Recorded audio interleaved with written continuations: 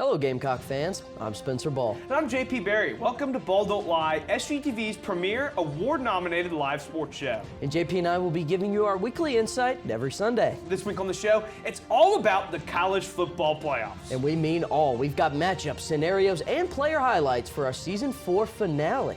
Be sure to stick around for head-to-head pick'ems. And without further ado, welcome to Ball Don't Lie. Welcome to the Kennedy Greenhouse Studio. I'm Spencer Ball. And I'm JP Barry. This is the one where there's a right answer and there's a wrong answer. I'm always the get-back game guy. There's so many teams with so many good wins. Because, they love seeing Clemson lose no matter what. Well, I think there's a lot of people that love seeing Clemson lose. Yeah, Return of the King released 20 years ago today. There you go. And for that reason, give me the Noles. I like being right more than I like being happy. I think the committee made the right choice. Florida State did not lose a football game. It's football. This is college football. How can you not be romantic about baseball? It's just such a tremendous sport. It's time. Man, is it time? I think it's time. This is Ball Don't Lie. And the first playoff game we're going to talk about is maybe the most surprising one, simply because one of the teams, we kind of thought that they were dead in the water. It's the ACC champion Clemson Tigers and the SEC runner-up Texas Longhorns. First ever meeting between two programs. It's kind of odd that they haven't met. Similar color schemes, similar, I think Matthew McConaughey and Dabo Swinney are very similar. I feel like maybe one day McConaughey could play Dabo in a movie about the Tigers. That would be. I don't know if he'd agree with this, depending on how this game goes. If Clemson gets the win, McConaughey might boycott that, brighter orange team forever. But this one could be interesting. Clemson really showed a lot of fight, jumped out to a big lead over SMU in that first quarter, and held it the remainder of the way despite a surging Mustang comeback. It was a really fun game to watch. Before we talk about the game, JP, there's something I got to mention. Some questionable calls on both sides of the game, and I think it brings up something that college football might have to answer at some point, and it's something I think a lot of other pro sports are as well. The potential of challenging flag calls, because some of them, I think deserve to be able to be like, hey, maybe that wasn't roughing the passer, or maybe that was a clear face mask on Cade Klubnik. Where he got his eyes down he was literally literally poked in the eye. But not to say that it was one-sided or not, but I think just watching that game, it was it does have a big impact on the game. That roughing the passer call, sets up a Clemson touchdown on that very next, set of downs. And, the missed face mask call punts it back to SMU where they go down the field and score. So it's both teams kind of given some unfair opportunities, which makes it balanced in the end. But ACC officiating is just the worst thing ever. It was just bad. It's usually very, very terrible. This season it felt more uniquely terrible than any other before it. But, it really is just crazy that Clemson did manage to, I thought they would beat SMU. I didn't think the game would go the way it did. Yeah. But, this 12-5 matchup, what's even crazier is I think Clemson matches up very well against Texas. We saw Texas against Georgia in the SEC championship game. Putting it bluntly, Texas looked bad. They look bad. Their offense looks atrocious. They can't block. They can't run. They can't pass the ball other than a couple big plays. It's insane, and they refuse to utilize Arch Manning. They can't actually kick the ball either. They missed a couple field goals. They can't do that actually. either. So and the one big thing about Clemson that has remained championship caliber is the front seven. Yeah. And if Georgia was able to sit there and pin their ears back and blitz all game long and sit in man coverage, Clemson's defense can certainly do that. And it could be a long day for Texas. They gave up 7 sacks against Georgia. 7! Yeah. I believe they gave up 7 the first time as well. Yeah. They just have shown an inability to protect against kind of these NFL caliber front They're sevens. very stubborn. They 100%. keep doing. They keep playing the game like they're playing Vanderbilt or Florida or Texas San Antonio. And when they need to make necessary adjustments, they just don't. They keep ramming their head into the wall like a stubborn steer. I don't get it. Like a little beaver. Yeah. That's but right. and for Clemson, I think the big thing is, when's Phil Moffitt going to get going? He has been downright almost bad the last handful of games going back towards South Carolina held him to under 3.5 yards per carry. He wasn't great against Pitt. They showed it last night. 17 rushes for 17 yards against Pitt. That's no good. Teams are keying in on him, and thankfully for Clemson, Cade Klubnik has been able to beat teams with the arm, and he's been able to beat teams with the leg. Over nearly 500 rushing yards for Cade Klubnik is almost as impressive as his almost 3,500 passing yards. He's got 40 total touchdowns on the season. And he's been awesome. He really has been great for this Clemson team, and really matured a lot from last year to this year. He doesn't commit near as many turnovers, but he's been really good. And I think Clemson actually was getting a big spark from their backup running back who went out with an injury, Haynes, against SMU, which could hurt him because he was kind of the speed to Maffa's power. So it's going to be interesting to see how they fill that void, or if he's going to be able to come back. But Clemson's young receiving core really coming into their own. Really had a stellar game against SMU. But I think for Texas, Sarkisian reminds me a bit of Kyle Shanahan. Well, you know how he said he maps out the first 24 calls or whatever on offense. Texas was dominating Georgia against their backup cornerback. All they had to do, he was number 7. If they just threw the ball at him 20 times, they had 220 yards of offense in the first half and 6 points to show for it. I mean, you've got to take what teams are giving you, but instead, they want to be stubborn. They want to play their way. You have to be able to adapt. Clemson's shown that, against South Carolina, Lenore Sellers gave them fits. They did a good job of limiting Jennings' legs, and, Clemson came out on top. Yeah, they did. I mean, and they're getting healthy. They're gonna have all their guys ready and rearing to go. I'm very excited for that. But it's not the only first-time matchup we're going to see on Saturday, Spencer. Absolutely not, because later on Saturday, Tennessee and Ohio State face each other for the second time ever. And this one was one that was kind of projected in the college football playoff. We saw this one earlier last week, and it actually ended up coming true. The 8-9 matchup, so technically, the two most even seeds here. JP, not a big fan of either of these teams this season so far. We they did don't misspeak move me greatly. They have met one time before in the Citrus Bowl, which, speaking of which... I said second meeting ever. Oh, did I? Yeah, I said first. Sorry, I just misspoke. I said, I swear. I can read.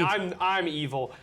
You're good. Ryan Day is a coward, and they're frankly a very stupid football team. Ohio State is. They're soft mentally and physically. Singing Kumbaya after the game after losing to Michigan is just blatantly one of the most embarrassing things I've ever seen. I think losing to this Michigan team is also blatantly just embarrassing. And they got punished for it in the seeding. They did. And, it's just... First off, could have been punished a little harder for losing to a 7-5 Michigan team. A lot of people were arguing about that. Do they deserve a home game for this? But then again, does Tennessee deserve to host a home game? Probably not. No, and for Tennessee especially... They've scored 35 or more points against power conference teams twice this year. Yeah. This game sucks. Nico Iamaleava is a hypothetical quarterback.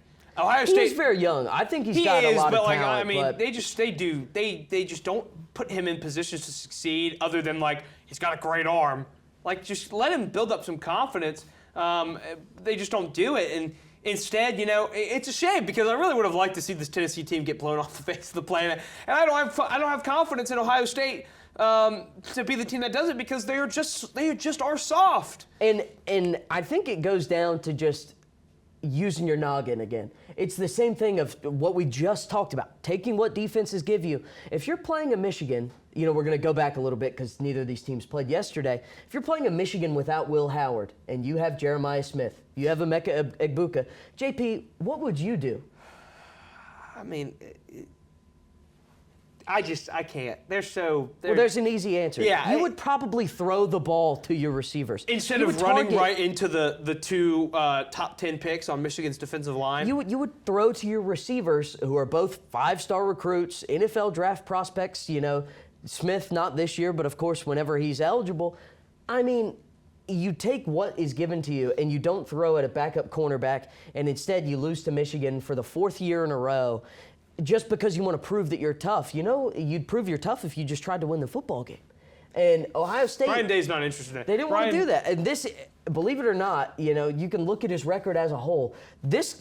this could mean a lot for Ryan Day's job. This can mean a lot for this Ohio State program. I mean, if they get embarrassed at home by a SEC team that is not that great. I mean, Tennessee doesn't have a great win. Their good win was Oklahoma before we found out that they were fraudulent. I mean, is Vanderbilt their best win? I guess so. It's either them, Florida. Or they did beat Alabama. They beat Alabama. I true. forgot about that one. Non-playoff team Alabama. Trust me, we'll get there. But moving on. Yeah, let's move on to a fun conference game. runner-ups. Yeah. Speaking of Alabama, they were left out of the playoffs in favor of the SMU Mustangs as they'll travel to Happy Valley to take on Penn State in the first round. These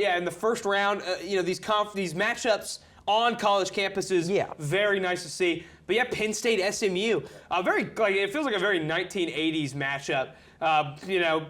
Their one ever meeting was in 1978, but their peak of their powers, I'd agree with you. Yeah, and SMU being rewarded for being a team that went 11-1, made their conference title game, scheduled 2 power conference, non-conference games when the SEC usually does just one. The committee kind of spits in the face of Alabama and Ole Miss and South Carolina being like, but our strength of record, but our strength of schedule. Well, frankly, the strength of schedule argument doesn't mean anything to me when it's predicated off of beating teams like Missouri and Oklahoma, who were ranked at the time or are number 24 right now. When you look at it, you look at the power ratings and all the metrics that Louisville, Duke, Pitt are all pretty similar, if not better, than Mizzou, Oklahoma, Vanderbilt, Florida, all these teams that the SEC touts as these triumphant victories. I mean, Arkansas. Tennessee lost to Arkansas, and Arkansas lost to 3-9 Oklahoma State. Yeah. So I'm very proud of the committee, and they've given us a game that I think people talk a lot of crap about Penn State. They looked valiant last night. They did, and that was one of the things as I was watching. I was like, we have to mention that Penn State really did fight. They fought really hard. They ran the ball extremely well. Drew Aller was really good outside of one play. Which was the worst interception. It was horrible. He did throw a slant to the defender. Other than that, I mean, Drew Aller was really good, and it's something, that Penn State really can build off of. I don't think either of us expected them to play Oregon within one score. Although, frankly, maybe it says more about Oregon than it does Penn State. Because, I mean, Oregon, one of those teams that didn't benefit really from the realignment schedule because it's been so long since they played somebody. And when they played Boise State, gave up a lot of rushing yards there, 300 rushing yards to Penn State. Maybe there is a place that Oregon can be exploited when they looked like maybe the most dominant, complete team in the land. Kevin Jennings against Drew Aller, fun matchup there, and 2 defenses that have played this season really hard. And James Franklin still in search of.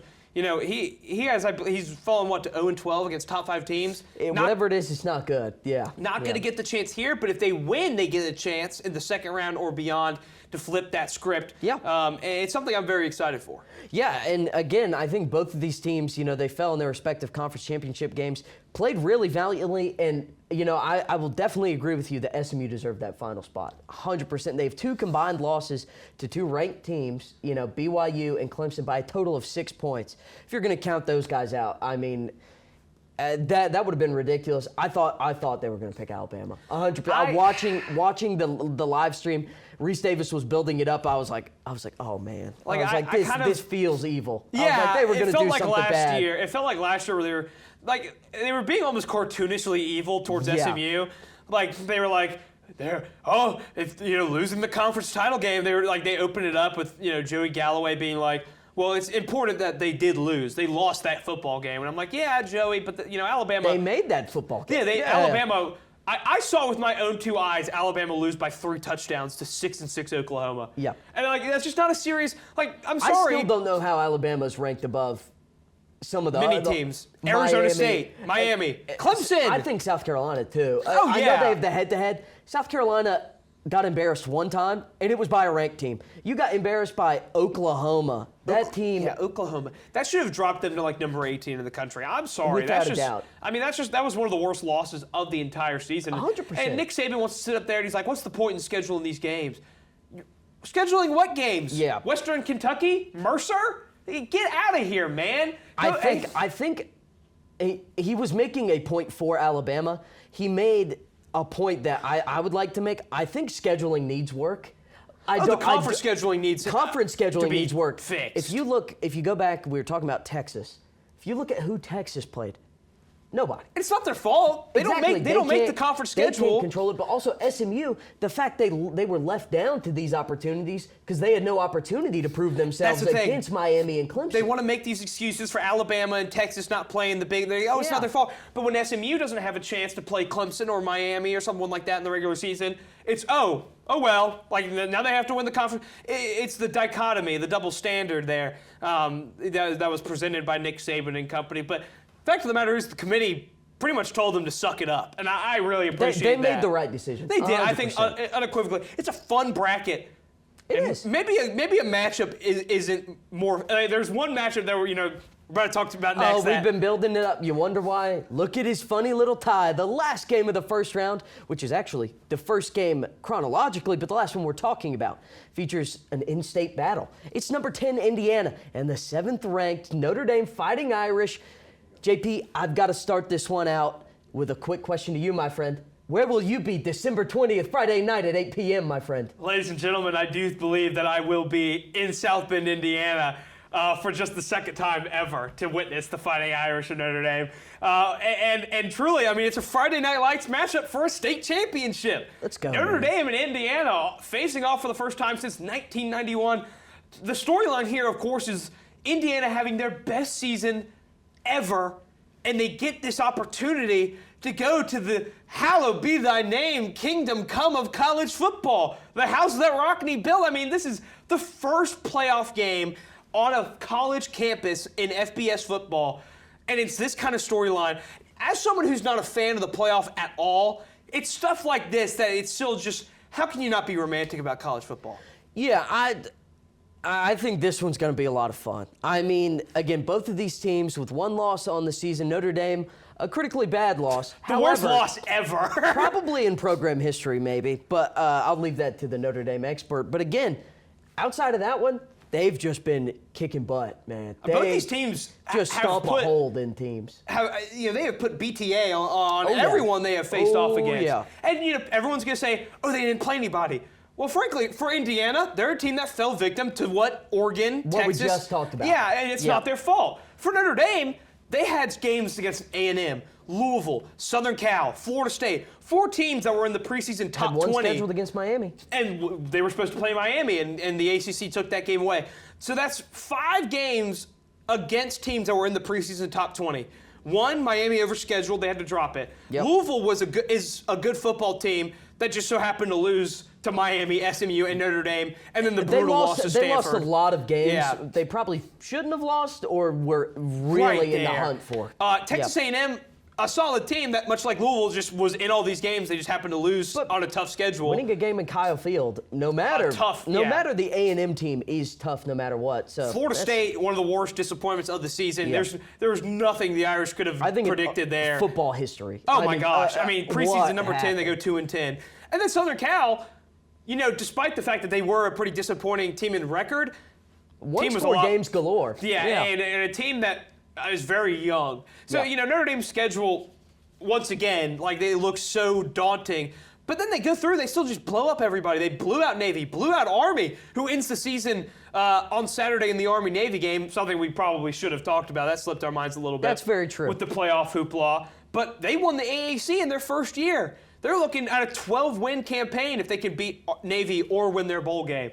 Real quick, go Navy. That's it. Go Navy, beat Army. But it's truly something special. And this is a game between the best run attack in college football. Jeremiah Love, a touchdown in every game this year. Jadarian Price, the most explosive running back in college football. And Riley Leonard with nearly 800 rushing yards at quarterback. He has 30 total touchdowns, 14 of which come on the ground. He's just a battering ram in these short yardage situations.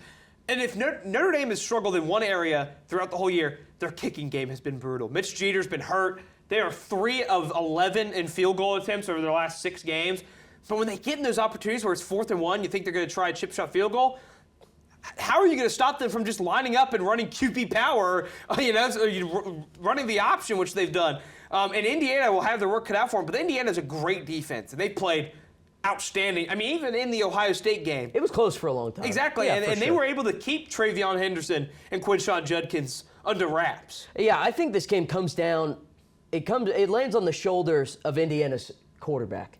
Rourke is going to have a big game because otherwise, I think Notre Dame's front seven, Notre Dame's defense, period, Top is 5 really good. Every stat. Really, really good. He's going to have to play mistake-free because if you give Notre Dame these opportunities, they will just ground and pound you, wear you down. And Riley Leonard has proven to grow as a passer kind of every game, and looked very good against Southern Cal. I mean, throwing against a Southern Cal team that, usually their defense is really bad. They finished like top 35 in a lot of stats. I don't think Lincoln really Riley could ever have said that ever. No. So that's pretty cool. But yeah, man, these first round games are fun. I think going forward, I would love to see the next round of games also be held at home. So the teams that get a bye week get a home game too. That would feel right to me. I think that would add even more of that college atmosphere, which makes the sport so special. Exactly. And then it would also give some of these bowls back to bowl teams, like the Cotton Bowl and stuff, and stuff like that. I'm a big bowl game guy. It would just mean, I think it would mean a lot more. Like for South Carolina, if they could have gone to the Cotton Bowl as opposed to where they end up, and we'll talk about that later. But don't go anywhere because we've got a preview of the teams who got that first round bye right after the break.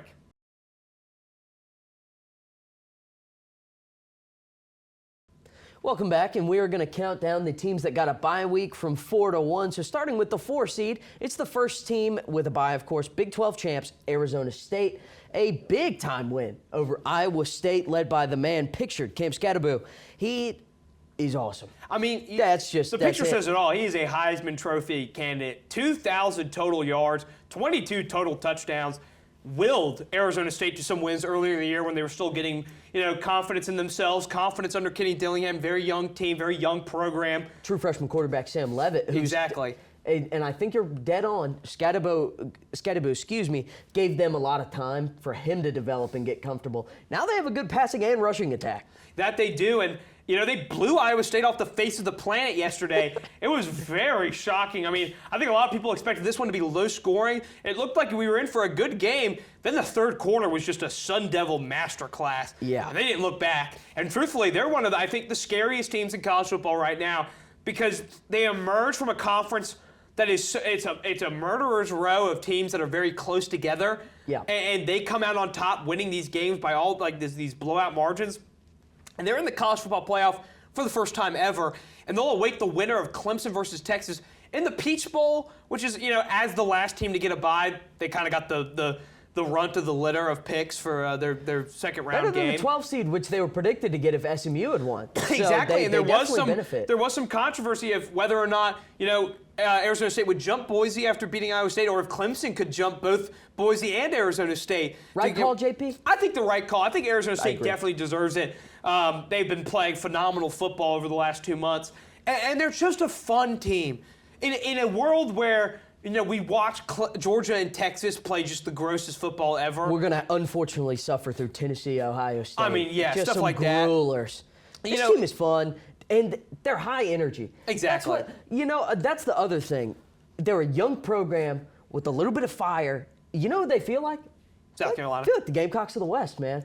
And that's really like, you have a head coach who really just, those guys, I mean, they play like they will die for Kenny Dillingham. If you send them into battle, them Sun Devils they're bringing their forks and they're going to try and win it, man. And that's what they're going to have to do here. And that's why the second round home games could be a great idea because that Arizona State fan base deserves something like that. Yeah. And instead now they have to go across the country to Atlanta. That's going to be a tough, because Clemson to Atlanta is not a very far drive. If Clemson ends Texas is closer too. Exactly. Yeah. That could end up being a road game when you're wearing your home colors, which is kind of tough. But I think they're a very good team, and I'm very excited because I think they match up well against either of Clemson or Texas. So I think they definitely have a shot. I think some people are kind of overlooking them. And our next team that we're going to talk about, the third seed, the Boise State Broncos of the Mountain West Conference, put together another great campaign. And finally, they're getting a shot. As someone who's not a playoff guy, I have to say, growing up, seeing Boise State getting an actual chance to play for a national title after all the Kellen Moore years and the stuff like that. It means a lot. It's very fun. 50-3 after a couple of years. We watched the full YouTube video of Kellen Moore highlights while he was there the other night calling the hockey game, during our intermissions, of course. Yeah. You know, those teams deserved a shot, and I think it's for reasons like this that I do like the college football playoff, because teams don't get, like a team like Notre Dame in a 14 playoff, who knows what would have happened this year with one bad loss to Northern Illinois, you know? I mean, I think it gives teams a shot. You're allowed to mess up. You might be allowed to mess up one too many times. I think that's a common complaint. But this Boise State team gets a 3 seed for losing one time to the #1 ranked Oregon Ducks by 3 points in week 2. A last-second field goal. And in one of the toughest places to play in college football. And they gave Oregon their biggest challenge of the year. Easily. I mean, I think they had them on the ropes more so than Ohio State did. I mean, it's the Ashton Jeanty show. I mean, truthfully, you know, Maddox Madsen is a good quarterback. He has moments, but I think he looks better because he does. Everyone around them looks better because of Ashton Jeanty, and they'll face off the winner of SMU and Penn State. Frankly, those are winnable games for Boise 100%. State.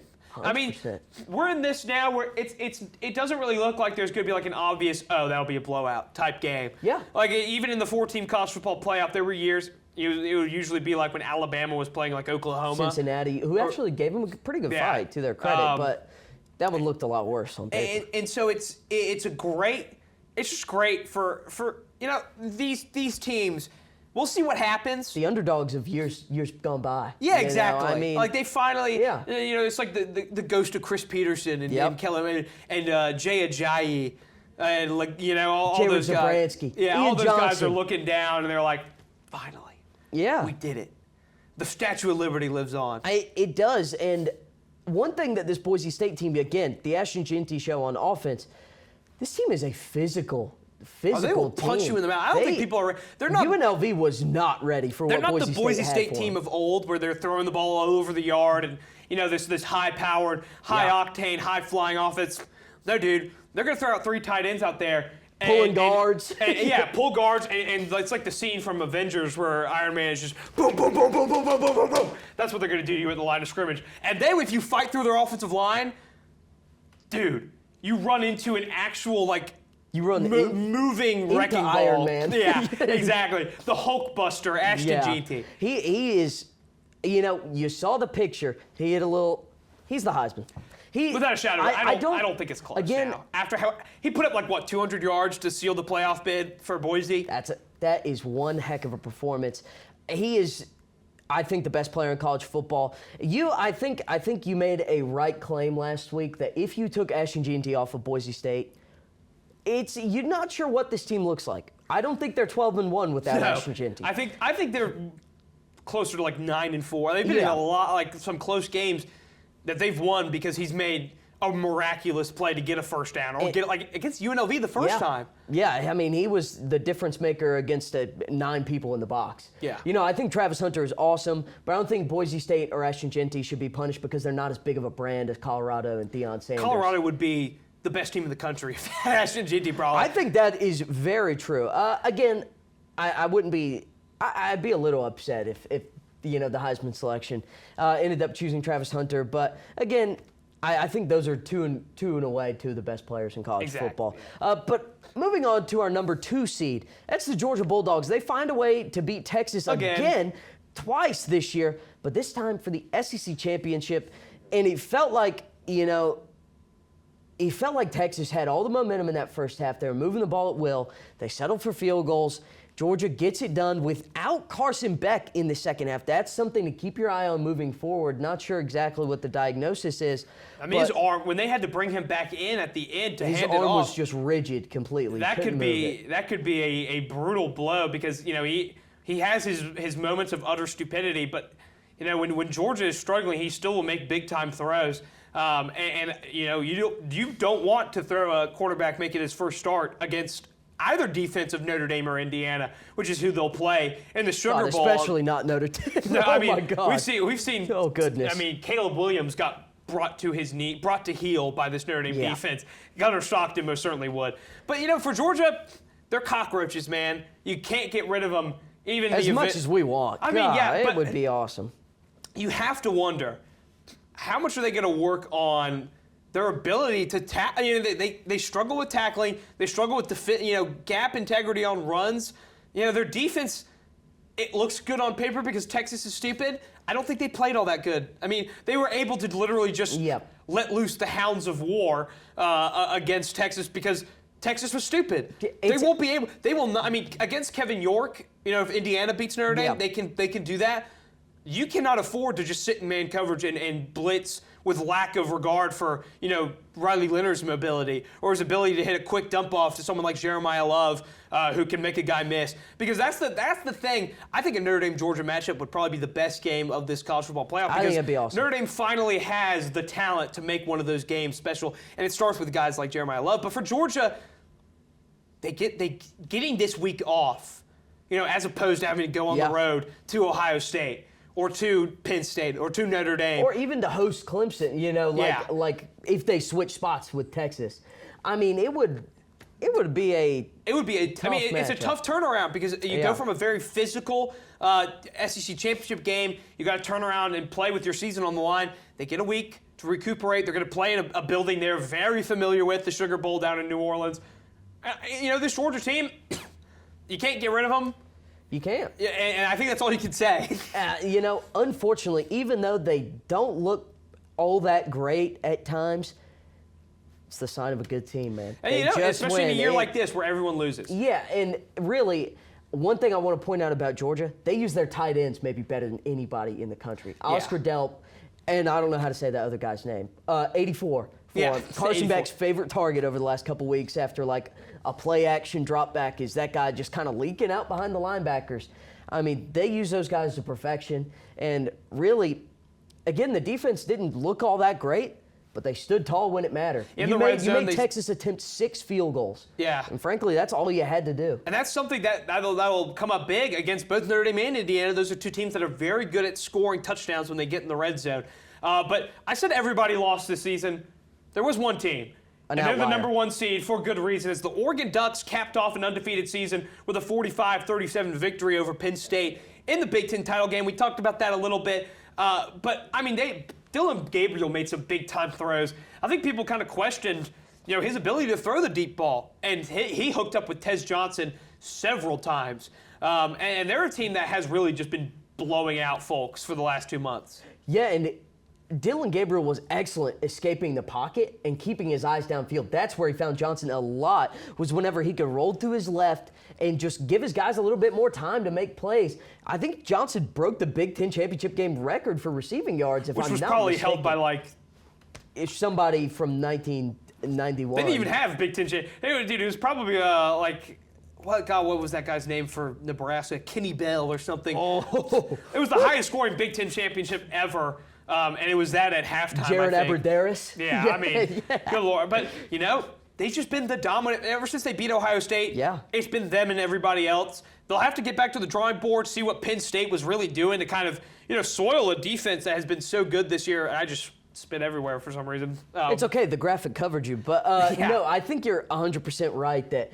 Oregon, they get the week off to really hit the film room and rest, which I think is big for a team that hasn't lost all year. You've been weared down a little bit. But on offense, I mean, you put up 45 points on Penn State. And Penn State is a really good defense. And they had them running around, man. I mean, this team is dominant. They've had some unconvincing performances, but on the whole, I mean, and you've frankly, been ranked number 1 for a couple months now. Frankly, they faced the winner of Ohio State, Texas. They've already beaten Ohio State. Ohio State, Tennessee, right? Oh, excuse me. Yeah, my orange T sure. teams mixed up. Yeah. They play the winner of Ohio State, Tennessee. They've already beaten Ohio State. Tennessee, this is just an ultimate who cares with these two teams, but. Yeah. Tennessee's not as good as Penn State offensively. I mean, it's like even though Penn State's best offensive player wears 44. Beast. I don't know if the problems that Penn State surfaced are exploitable. Maybe if Ohio State will actually commit to Travion Henderson and Quinshon Judkins, but. Well, they did that in the Michigan games about 75 times. And exactly. They did that against Oregon the first time and against Michigan, and they failed both times. So it's very interesting. It is. And again, Oregon, I think, clearing away has looked like the best team for at least, since they became number one. People really started looking at them. You're like, man, there's no doubt. Yeah, I feel like every week people were like, Oregon's really on upset alert this time, and then you click on, they're up by 31. Yep. I mean, they've just been racing up and down the field on teams. They just took care of business. But before, we've done everything except talk about the final bracket, zoom out. But first, the committee just announced South Carolina's bowl game, and it's a good one. They're back in the Citrus Bowl, JP. It used to be under a different name. Carolina fans are much more familiar with it as the Capital One Bowl. Many showdowns with like Wisconsin and Nebraska there. But yeah, I mean, it's a top 20 bowl matchup. The Gamecocks got picked over Alabama for this. I mean, it's hilarious. Alabama ends up going to the ReliaQuest, formerly the Outback Bowl, another locale Carolina fans very familiar with. South Carolina knocking on the door of history with a chance at a 10-win season against an Illinois team that's doing the same thing. I mean, two programs that, very kind of different with each other. South Carolina is much more explosive. Illinois is much more trying to muck it up, make it 14-3. But their defense will prove a pretty good challenge to South Carolina, I think. But again, the problem with Illinois is when the lights get bright and Luke Altmaier steps back to pass. Luke Altmaier. That seems to be where things go wrong for the Illini. But again, I hope this game is fun. Personally, as just a fan of college football, I think South Carolina-Syracuse would have been an offensive showdown. I don't even know where Syracuse ended up yet. I don't know if it's been announced. Should have checked that, but winners get washed. Maybe the Gator Bowl, because it's going to be an Alabama-Michigan Outback Bowl, which is ugh. Alabama went from, hey, they're probably going to get in the college football playoff to the Citrus Bowl being like, we want Lenore Sellers, and rightfully so. They were passed up by the Citrus and the Gator Bowl, which is insane. Because, I mean, frankly, they know that all these Alabama players are going to opt out. So, and why would you take a team that isn't going to take your bowl seriously? Instead, they reward programs like South Carolina and Illinois, and whoever's going to end up playing the Gator Bowl, likely Louisville or Syracuse against Ole Miss, because they know that these programs still care. And I love stuff like that. Syracuse goes to the Holiday Bowl. Thank you, producer Tyler Perrone. Yes, Tyler. But back to the college football playoff. Here's the bracket in its totality. And Spencer, what are your thoughts? We'll look at this. Who has the best path, stuff like that. Yeah, let's take a quick look at that. And I think people with the best path. I'm going to start with the Fighting Irish, man. I think Notre Dame have a great shot to get into the semifinals. Again, you match up against Indiana. It's a home game. It's going to be frigid. You're going to run the ball a lot. Indiana is going to have to see how well they respond to an Irish right hook. And frankly, the best team Indiana played was Ohio State, a very soft team. Notre Dame is quite the opposite, I think. Those guys, they fight. To quote Notre Dame, to not totally quote because he did use an expletive, Notre Dame starting center, Pat Coogan, 60 minutes of bleep you football. Yeah. That's Notre Dame's mentality this season.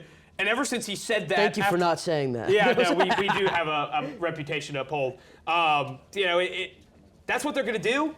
And I think that's a good point because Georgia has struggled to defend the run. If Notre Dame can get past Indiana, as funny as it sounds, Georgia is a favorable matchup because truthfully, maybe you don't want, if you're Notre Dame, maybe you don't want to play a very hot Arizona State team or an SMU team with, a huge chip on their shoulder or a Clemson team that just scratched and clawed their way into the playoffs. Also, no Carson Beck. If there is no Carson Beck, you have Notre Dame against Gunnar Stockton in his first career start.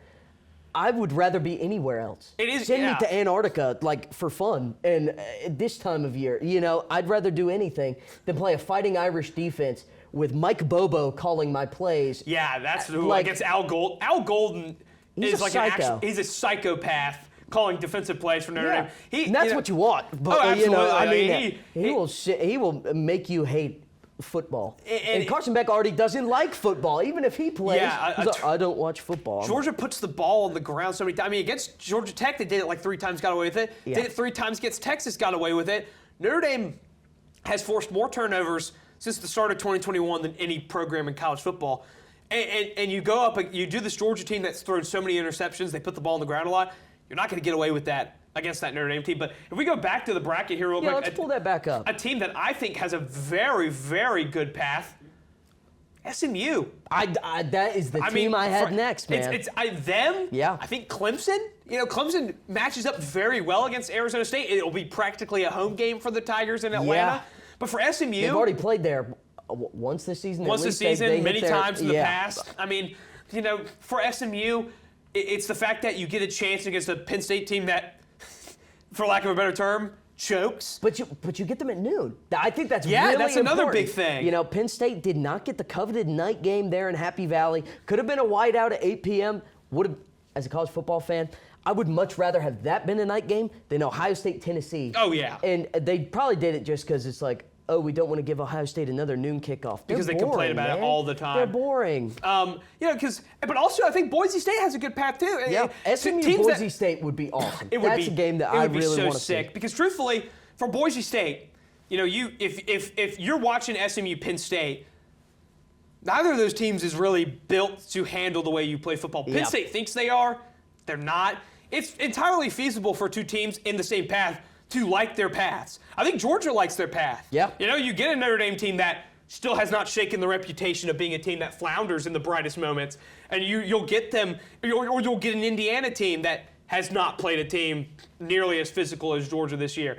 Arizona State, you have to think their defense would love to play against Cade Klubnik with his propendency to throw turnovers, but also Oregon gets either a team they've beaten or a team that can't score. That was the place I was thinking SMU, and I was thinking Oregon. I mean, if you're Oregon, you're probably pulling for Tennessee.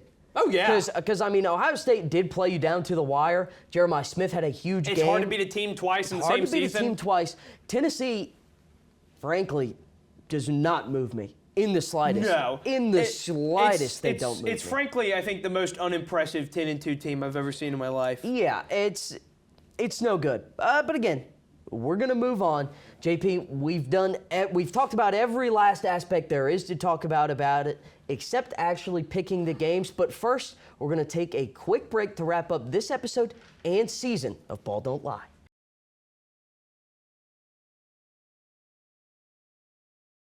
Welcome back to BDL Pick'ems. The results for Pick'ems up to this point have been finalized. I've got 66 wins and 43 losses on the season. Well, Spencer has won the season series 73-36, but we'll be back with college basketball Pick'ems for next season. Also, over 500 for both of us. I think we just got to put her there, man. Yep. Great season, really, I think, for both of us.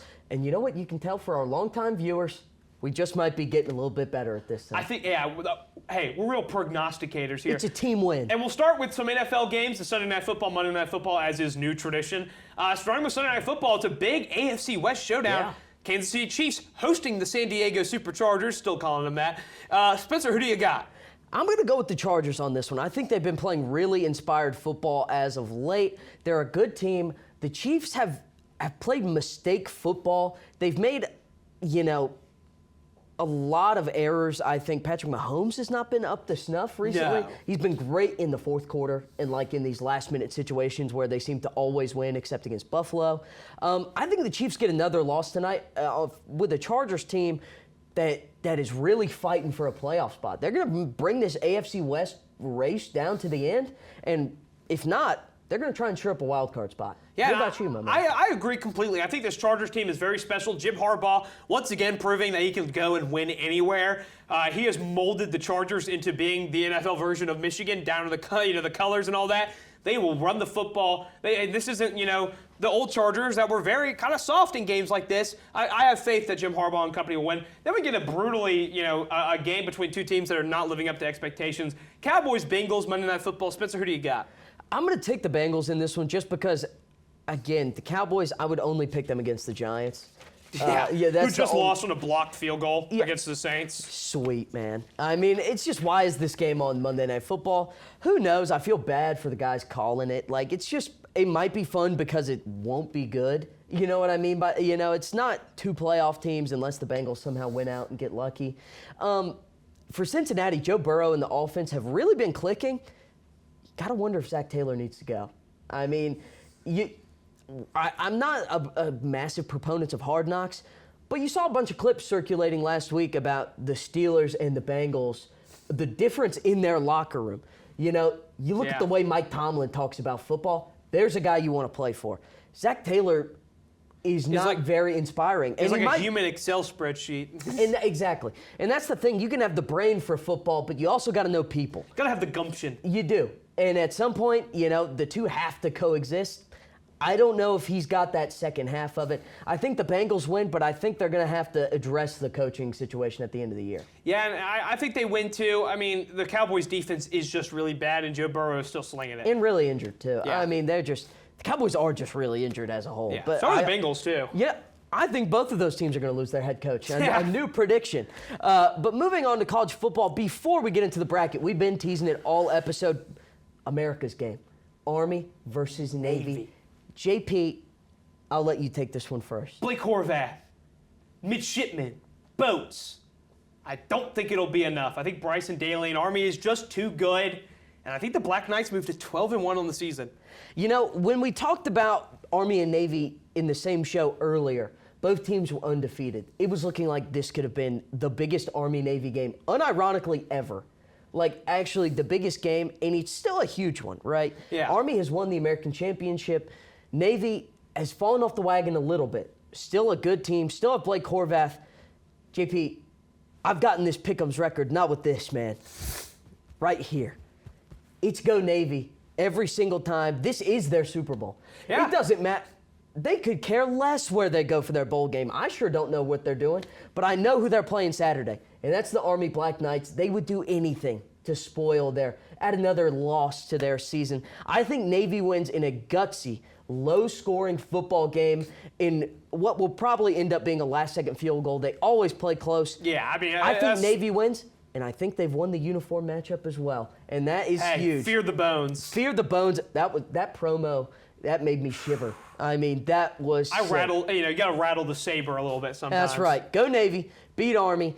Now the moment you've been waiting for. Let's talk about the college football playoff bracket.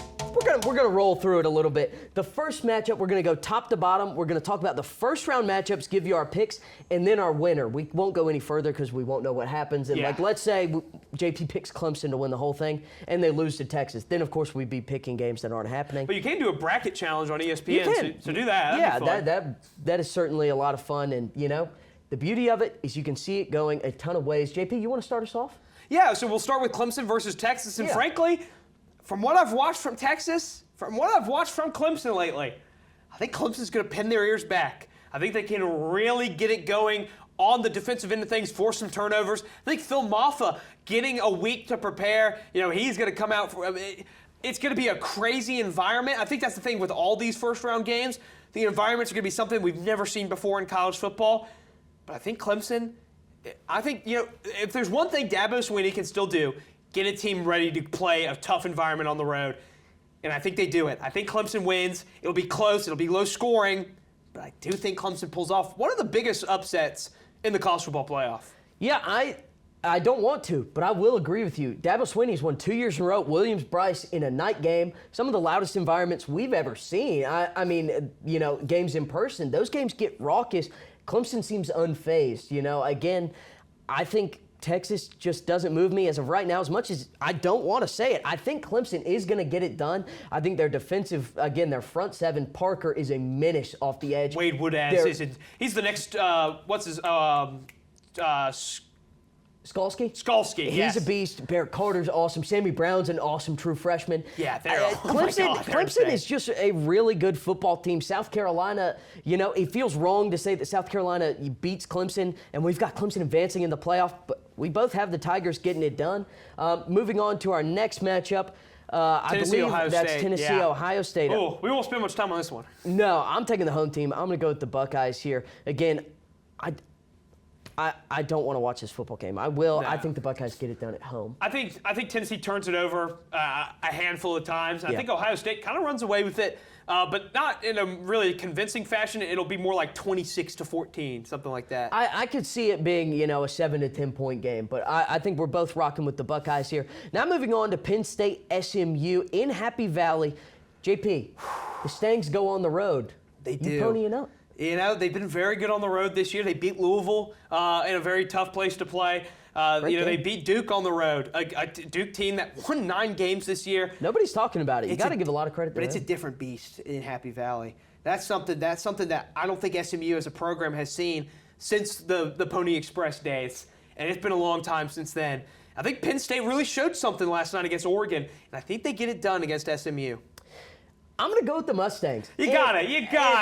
One of us had to. One of us did. And I think, I think SMU is a really fun team. They showed a lot of grit coming back against Clemson, and especially with the way that they made mistakes and just they bounced back. They kept themselves in it. Penn State is going to try to force as many mistakes as they can, but SMU, they've got some time to prepare. They can sit back and look at this. Rhett Lashley's a guy that, when his back's against the wall, we saw it last night. They're bringing it. And I think they're going to bring it to Happy Valley. Drew Aller commits a bad turnover. Entirely feasible. And it's sad because, this Penn State team, you feel like they've got to win a big game under James Franklin. If not now, win. And I don't know if it's going to happen here. I'm rocking with my heart. I'm going with SMU. And moving on to our last first-round matchup. It's the Fighting Irish against Indiana. JP, I'm going to do you a favor. You go first. I'm going to go first. So I can wax poetic. That's right. I mean, go ahead and get your screen recording ready. This guy's about to do something awesome. I'm taking the Fighting Irish. I think Indiana, it has been a great season. Again, Cignetti's got a huge extension in Bloomington if he wants to stay. I think if Ryan Day perhaps loses his job, there's going to be a lot of people calling his name up. But again, I think Notre Dame has the ground game advantage. I think Riley Leonard as a dual threat is going to be huge in this game. And their defense, they fight hard. It's going to be cold and bitter. And JP is going to tell us all the war stories about it when he comes back. And from Valley Forge. And you know what? He's going to make it home for Christmas. The Irish move on. JP, tell us about it, man. Well, it's the first college football playoff game on a college campus at the FBS level. And what better place to put it than under the watchful eye of Touchdown Jesus, the glint of the Golden Dome, the shining lights in South Bend. It's Friday night in a state championship game. Notre Dame has not played Indiana in 33 years, and just what a matchup it's going to be, and I think it's going to be very close. These are two teams that are well-equipped to throw haymakers at the other. Indiana's not going to flinch. Kurt Cignetti's too good for that. I do think Notre Dame wins. I do think Notre Dame wins because it's just how this Marcus Freeman team has operated. They get up for games like this. There's going to be you saw it when they announced the field. They had a camera at Notre Dame. They looked upset. They got knocked down a couple spots. They were supposed to be the number 5 seed, but because Texas lost and Penn State played well, I think Notre Dame is really going to have a chip on their shoulder. And I think it's a good matchup. So I also think that. Yeah. But moving on, we've talked about all the first-round matchups. It's hard to predict this part, picking an entire winner because, there's 12 teams to choose from. JP, if you had to pick one team to bring home the first 12-team college football playoff, who is it? Well, we mentioned with Penn State, it's the if not now win factor. Yep. That applies to a lot of programs here. It does. Oregon never has won a national title. Penn State, a laughing stock every time they get into these kinds of situations. Arizona State, Boise State, Texas. Ryan Day. Ryan Day. There is so many implications. One team that is the butt of the joke more so than anyone else. One team that routinely over the last 30-plus years, they have made it to these opportunities. They've had these great regular seasons. They have gotten onto the doorstep and just been punted off of it into the abyss. 2012, Miami, South Beach, Notre Dame, Alabama. It's a laugher. 2018 college football playoff, Notre Dame against Clemson, one of the best teams ever, apparently, Clemson was. And Julian Love goes down and Clemson blows them apart in the secondary. 2020 college football playoff, after losing to Clemson in the ACC title game, Alabama runs over them. Najee Harris, that one hurdle has lived on forever. And I watched the rest of college football this year, and I've watched a lot of football. And I've genuinely, for the first time in my life, I've thought to myself, it can be Notre Dame. It can be Notre Dame who wins the final game of the college football season to finally add another ink to that Play Like a Champion Today sign with all the great teams of old, Tony Rice, Joe Montana, all those great teams that have gone on and for the bygone glory of the Fighting Irish. And I look at it like this. It can be them, and if it's not them now, when all the other teams look like they do, and Notre Dame has just been a merciless killing machine on the field, it will never happen. but I do think it does. I think this season, Marcus Freeman has brought a team to South Bend that can win a national title. I think they have a great path. I think they get past Indiana. I truly think they will run the ball all over Georgia and will be a very aesthetically pleasing Sugar Bowl against the Bulldogs. And then I think it all goes down to a matchup with Oregon in the national title game. And I think Notre Dame, they do what Penn State did. They run the ball off tackle. They get Riley Leonard going like how Drew Allard got some scrambles. It can be Notre Dame. It will be Notre Dame. Notre Dame's going to win the national championship, and I'm going to be there Friday for the first stepping stone to the stairway to heaven. I was thinking that whole time, honestly, when we were walking over here, I didn't really have a champion in my head. It's that kind of year. It is. It is. And I think it opens the doors for a lot of teams. I think Oregon, the #1 seed, has a great path to the semifinals. I think the Fighting Irish have a great path to the semifinals. I think both of those teams have a great path to the finals, and that's where I think they'll meet. I think the Ducks and the Fighting Irish are going to play in the national championship game because, frankly, they look like the two best teams right now. I think they do, and, I promise there is no agenda here for me. I'm a South Carolina fan. I wanted more than anything the committee to probably make a mistake and put Lenore Sellers in the gang at that 12 seed for no good reason. And we go on the road, and frankly, we'd make Texas look funny. That's all I'm going to say. That's not even a question. I mean, those guys, they don't got it. This is going to be a great clip if Texas wins the title. But Please, God, don't let that happen. JP, he didn't look at my script, and I didn't look at his. I think the Fighting Irish win the title, man. I think since the Northern Illinois game, there hasn't been a better team in college football than Notre Dame and maybe Oregon. And that's why I think Oregon gets there. I think I hope, it's what I want for Christmas, is just an awesome title game. If we see great football, I'll be happy no matter who wins it. But I think Notre Dame really has an outstanding trench game on both sides of the ball. I mean, defensively, I think they're the best defense remaining in this thing. I think they have the best running back. I think Riley Leonard, while not the best passer left in this game, I think that is the Oregon quarterback, Dylan Gabriel. I think he can do enough with his arm and complement things with his legs. I think the Irish have a great path to the title game. I'm also going to go with Notre Dame. I mean, this is going to make for a sick Ball Don't Lie edit. Xander, get on that, our good friend. JP, I think that does it for us, man. I think it does. I mean, how about that? I mean, it would be so cool to watch Notre Dame win the title with my good friend. And I think they're going to do it. We both think they're going to do it. And that's going to do it for these two guys. We've been talking for an unknown amount of time. All I know is that it's been long. We're going about an hour, apparently. That's going to do it for this episode and this season of Ball Don't Lie. And be sure to also follow us on Instagram, X, and TikTok at SGTV at USC. And to keep up with all of our content, be sure to also visit us online at sgtv@usc.com. For SGTV, I'm JP Barrett.